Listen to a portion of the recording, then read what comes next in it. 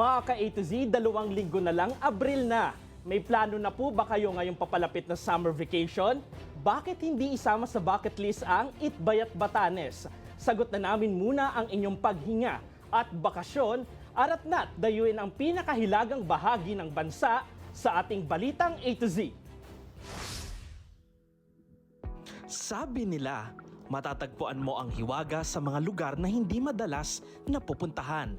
Tulad na lang sa pinakahilagang bayan sa pinakadulo ng mapa ng Pilipinas, ang Itbayat Batanes. Adventure ito kung maituturing dahil malayo, malalaki ang hangin at alon, at dahil nakabuka sa Pacific Ocean at West Philippine Sea, madalas pang daanan ng mga bagyo. Pero worth it naman dayuhin dahil sa malaparaisong ganda at mainit na pagtanggap ng mga taga rito. Batanes Chapter. Mapalad tayo nasaksihan ang isa sa pinakamahalagang aktibidad sa bayan, ang kanilang 109th founding anniversary. This is one way of thanking God for the past years that our elders have started, and until now we are continuing.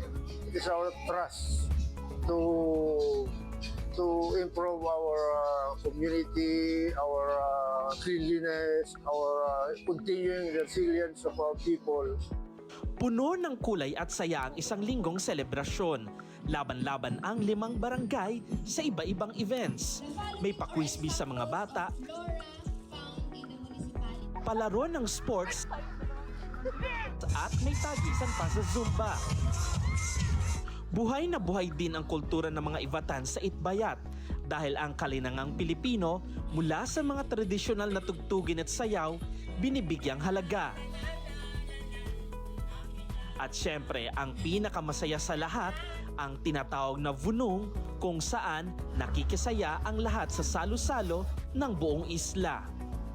So walang sinabi yung panahon dito sa Itbayat Batanes, umulan man o umaraw, tuloy ang kanilang selebrasyon ng Foundation Day. At ito nga yung kanilang salo-salo sa buong community sa lahat ng barangay sa isla. So ako nga, titikman ko nga ito. So kung makikita nyo, ayan. So meron siyang rice, meron siyang beef siya, tapos iba't ibang ingredients. Ayan, so titikman natin siya. Ito po yung way to celebrate po na binibigay po. Lahat po invited, kahit mga galing po sa ibang lugar, kahit sino ko po, invited po lahat. So, hindi po limited. Ilan pa sa paraisong lugar sa isla ay ang Itbayat View Deck sa north. Nakita mo 360 degrees ang ganda ng buong isla. Maging ang Karatig Isla lalo na kung maganda ang panahon. Ang malasot lang dagat lalo na sa Valanga Port at sa Chinapoliran Port na sinasalubong ang naglalakihang alon. At syempre ang Mauyan Cliff Viewpoint na mala New Zealand ang ganda lalo na tuwing dapit hapon. Kung nature tripping ang hanap mo at hinto muna sa mabilis na ikot ng buhay, dayo na! And I would like to invite all the people around the world to please come and visit Itbayat and experience the difference with what we have here in Itbayat. Please come and visit us. Tunay ngang maipagmamalaki ang bayan ng Itbayat dahil sa mala out of this world nitong ganda.